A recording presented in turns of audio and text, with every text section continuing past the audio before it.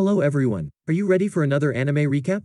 Then subscribe right now to this Anime Plots YouTube channel and watch this full video. Did you subscribe? Okay, let's start the video. Professor Nagi Springfield is shown to be popular with his female students.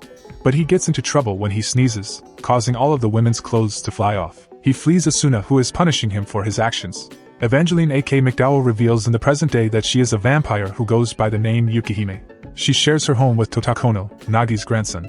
She is a teacher at his school, but Tota and his friends dislike how strict she is with them. They try to fight her, but she always defeats them with magic. Tota had lost his parents in a car accident, and has no recollection of the event. He pays his respects to his parents' graves and has a vision of Nagi telling him to meet him at the orbital elevator. Tota is caught by Yukihime later that night while checking out the band, so he gives it to her as a present. Tota's friends attack and capture Yukihime the next day, but Tachibana appears and reveals that he is a bounty hunter. He knocks the students down and claims that the band Yukihime is wearing is a trap designed to seal her power. Tota tries to save her, but Tachibana appears to kill both of them. However, they are both shown to be alive because Yukihime is an immortal and she has also turned Tota into one.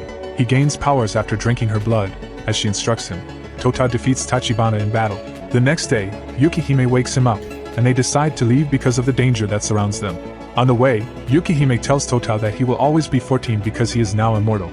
He tries to divert his attention in a pond but runs into Kuromaru, whom he misidentifies as a woman. Kuromaru claims to be an immortal hunter on the hunt for vampires like Evangeline.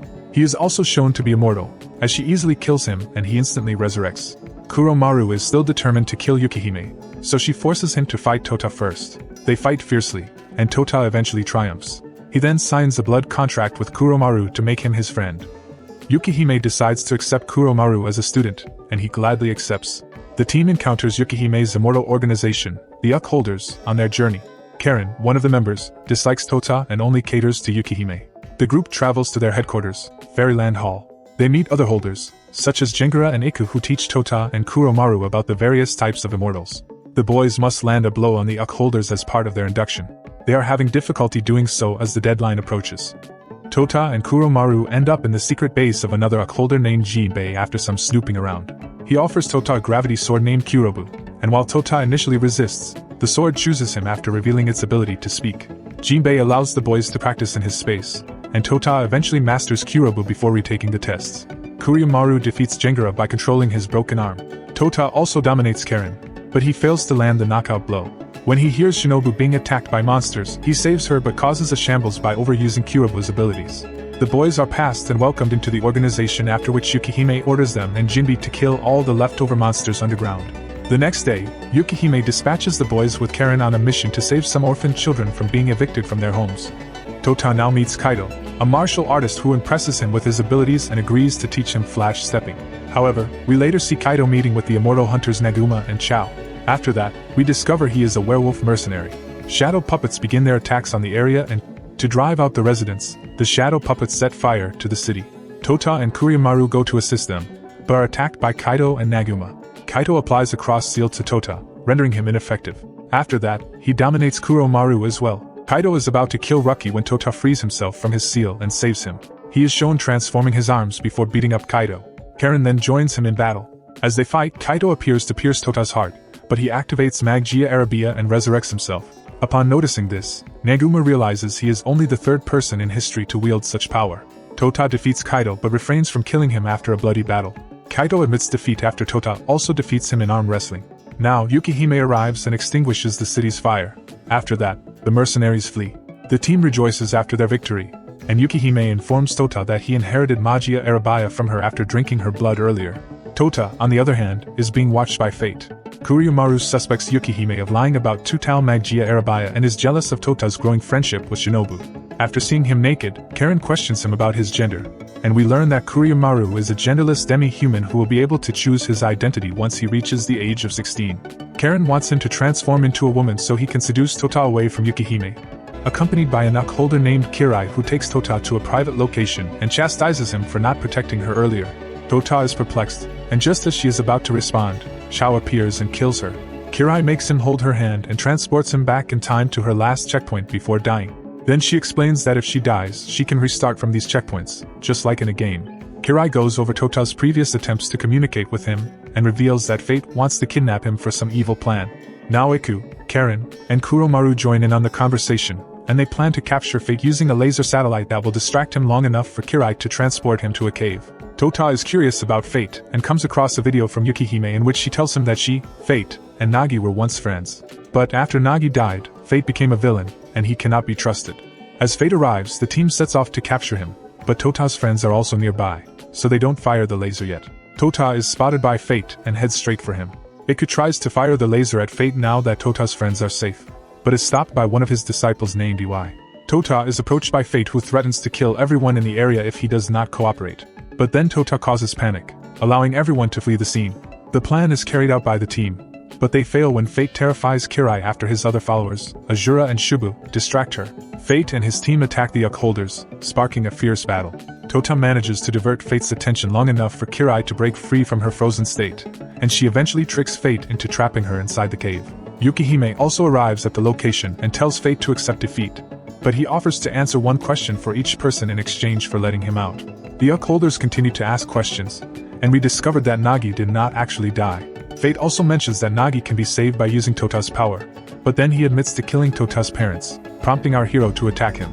Nagi, on the other hand, appears through a communication device and informs Tota that Fate is deceiving her. But before he can finish his sentence, Kurumaru destroys the device and vanishes. After answering all of the questions, the upholders let Fate escape. Later, Yukihime encounters Tota in her true form and informs him of her affair with Nagi.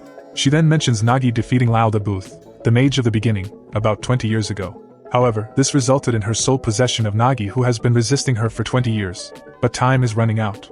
Yukihime reveals that he is Nagi's genetically modified clone after further questioning from Tota. Tota is taken to the Mahoda martial arts tournament by the girls to clear his mind. He meets Ayaka and her classmates Mana and Shichemura there. They show him around Nagi's academy, where they previously studied, and introduce him to another student named Sale, who is now a ghost. The women reassured him that he is indeed Nagi's grandson, even if he is a clone, and then Mana receives a call about some of the tournament's warriors being injured. Tota has been accepted into the tournament as a result of these changes, and his first match is against a mysterious warrior named Cutlass. Tota is eventually forced to activate Magia Arabaya after she refers to him as brother. However, he becomes trapped when Nagi appears in the flash. He invites Tota to accompany him to the orbital elevator, but Yukihime arrives. Nagi's team of Yui, Nodoka, and Jack arrives, and the teams prepare for battle. Nagi's awkward sneeze strips all the women of their clothing once more. Tota discovers during the redress that he was the first successful creation from Nagi and Asuna's DNA after 71 failed attempts. Tota is abruptly taken away by Albiero Aima, the creator of Kyurabu. Tota is persuaded to join Nagi by Aima showing him memories from Yukihime's love story with both Nagi and his father Nagi. This, however, proves to be a trap, as Yukihime has also been dragged into Yalda's paradise known as Phantasmagoria. Yalda continues to injure Yukihime, but Tota refuses her invitation to join her. As he attends to Yukihime's injuries, he discovers that she has also fallen in love with him. Yalda attacks them both, and they fight back but are unable to do much because she has complete control over everything in this simulation. Then Asuna appears and saves both of them. She leads Tota, Yukihime, and the other upholders to a safe location and instructs them on how to defeat Nagi's team. Asuna returns the team to the battlefield, and the battle begins. Tota battles Negi, and Fate intervenes to assist him and Yukihime in bringing Nagi out of Yalda in a spirit simulation. They tried to talk about his strategy, but Nagi concludes that the only way to stop him is to kill him. However, as they fight, Nagi proves to be too powerful for them. The upholders are out after a long and exhausting struggle. Cutlass begins torturing Korea in front of Tota, but 37 seconds have passed, and he activates his inner powers. Tota is a mashup of Nagi and all the other girls in his class, we discovered. The women attack him in an amusing sequence, and then Asuna appears in the real world. She persuades Nagi to leave for the time being, and he agrees but promises to return.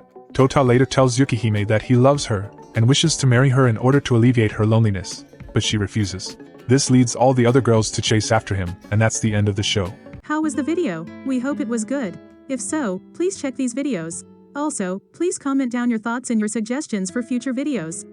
If you haven't already, please consider subscribing now to show the support to our channel. We hope to see you soon with another video right in this channel. Have a nice day.